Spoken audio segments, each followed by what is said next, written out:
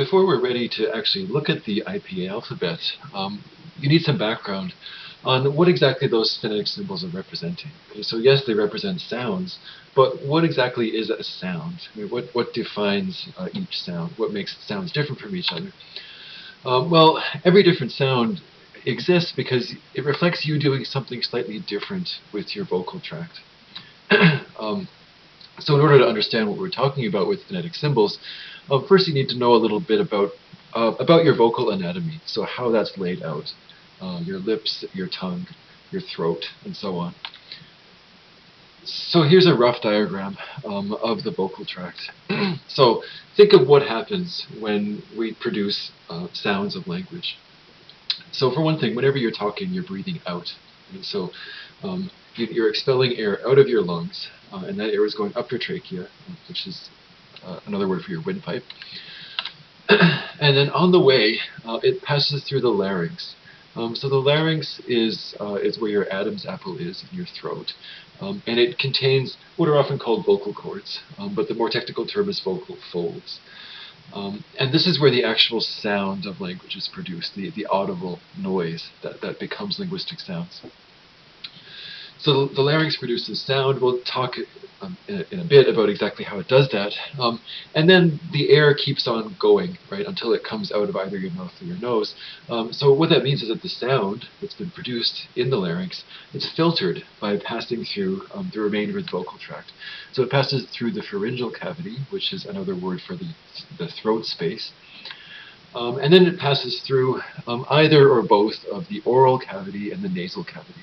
So the oral cavity is the space inside your mouth, and the nasal cavity is the space that behind your nose, the space that your nostrils lead to. And exactly the way you configure these cavities, so exactly where you position your tongue, for example, that determines what sound you're producing, because that filters the sound in a particular way that gives it a certain type of sound. Okay, but first, so I said the larynx produces sound. Well, what exactly does that mean? How does it do that? So the larynx contains, as I said, the vocal folds, also known as vocal cords, which are basically flaps that can be pulled together to completely seal off the trachea. So they seal off your windpipe so that air can't pass through, or those flaps can be spread apart so that air can pass through. They're basically a device for closing off the access to your lungs. So here's an image of the two states of the larynx. Okay, so in the first image here, the vocal folds are closed, right? They're drawn tightly together. In the second image, the vocal folds are open. And so here air can pass through. In linguistics, we have a term for that space between the vocal folds, because that space is really what's crucial to producing sound. So that space is called the glottis. And so the glottis is the space between the vocal folds. Okay, so now let's think about how sound is produced. So if you say, well, any sound, but say ah, right? So just ah. There's a buzzing. So where that actual sound, you should feel a buzzing in your throat when you say ah. Okay? And that is actually where the sound is coming from, right? Because sound is just results from vibration. Right? So that vibrating, buzzing in your larynx, that is what's actually creating the sound. How are you doing that? What exactly are you doing? Well, you're doing something with your vocal folds. In particular, what you're doing is you're bringing them very close together, but not closing them completely. Okay? If you close them completely, you wouldn't be breathing out any air at all. And if you open them widely, you would just make a breathy sound like ah, right, like just regular breathing. But what you're doing is you're bringing them really close together so they're almost touching but not quite. And as a result of that, when the air flows through, they vibrate. It's the same principle as if you make a raspberry sound, right? Like the pff sound with your tongue and your lips. That if you almost but not quite close off the airflow, it causes vibration. So that's what's happening in your larynx. We can be a bit more specific about the various things you can do with your glottis, right? So again, your glottis is the space between your vocal folds.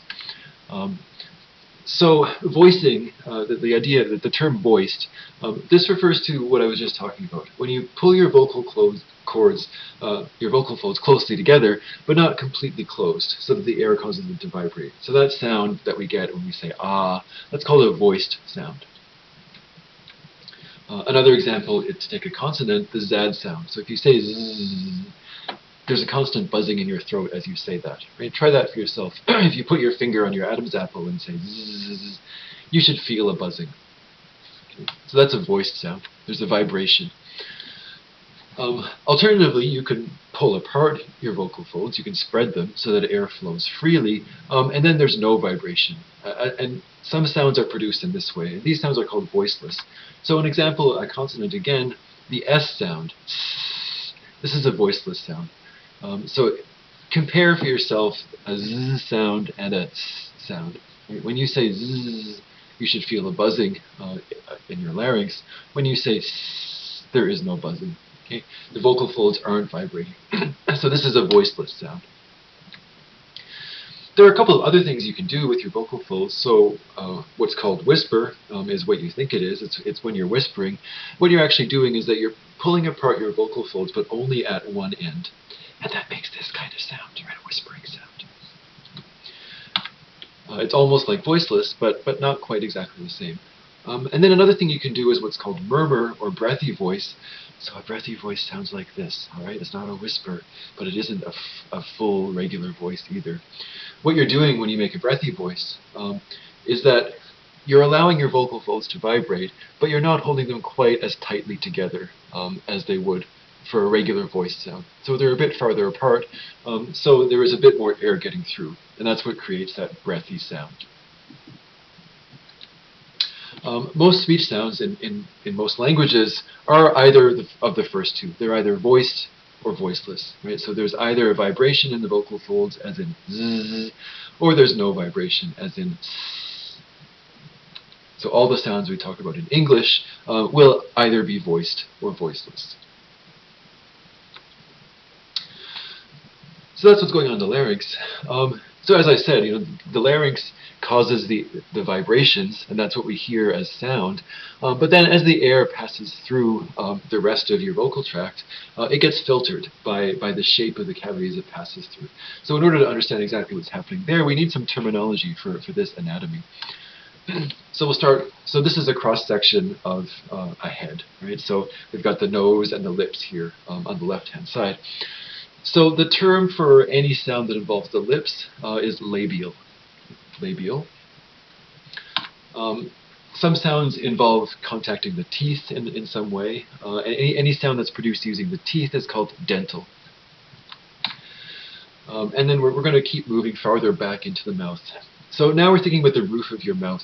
So if you feel with your tongue, directly behind your upper front teeth, there's a sort of flat ridge. Okay? This is called the alveolar ridge. Okay, so any sound that's produced involving some kind of contact with that area directly behind your front teeth is called an alveolar sound. If you go back much farther, the very top of the roof of your mouth, if you feel that with your tongue, it's hard, it's sort of bony. This is called a hard palate. So, and any sound that's produced involving that region is called a palatal sound. Then in between the alveolar region, right behind your front teeth, and the palatal region, which is the top of the roof of your mouth, there's a sort of curved area where the roof of your mouth starts to curve back. And this is called the alveopalatal region. Okay, so it's just alveo as in alveolar and palatal as in palatal, meaning just in between the two. Going even farther back, if you curl your tongue really far back and feel the top of the roof of your mouth, there's a point where it no longer feels hard, it starts to feel soft. Okay, this is your soft palate, and the linguistic term for any sounds made involving the soft palate is velar. Okay. Another word for the soft palate is it's your velum. Okay, so a velar sound involves the velum in some way. If we go even farther back, we get to the uvula. The uvula is that dangly thing that you see hanging down at the back of in your throat. Any sound made that involves that is called a uvular sound. English doesn't have any uvular sounds. French, however, does. The R sound in French is actually produced using the uvula, which is why English speakers often find it so difficult to produce, because we don't have any uvular sounds in English. And then even farther down, there's the glottis, which we already know about. We know what the glottis is and what it does. Some sounds are produced purely using the glottis, not using anything else higher up in your vocal tract. Those sounds are called glottal. So that was all, well, the oral cavity for the most part, plus the glottis. If we think about the nasal cavity, all right, so any sound that involves air passing through the nasal cavity is called a nasal sound. Air that passes through the nasal cavity will, of course, pass out through your nostrils rather than out through your mouth. The way we use this, so our soft palate, our velum, can actually move. So in the image here, you see there's a space, right? There's a space that from the throat, air can flow directly into the nasal cavity. This is what happens when you're producing a nasal sound.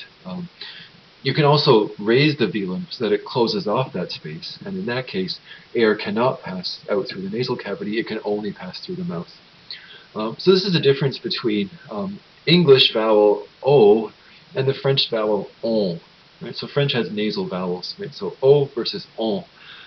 In the French nasal vowel like on, what's happening is you lower, or a French speaker lowers their velum. So that allows the air to flow not only through the mouth, but also through the nose. And that's what adds that characteristic sound to a nasal vowel.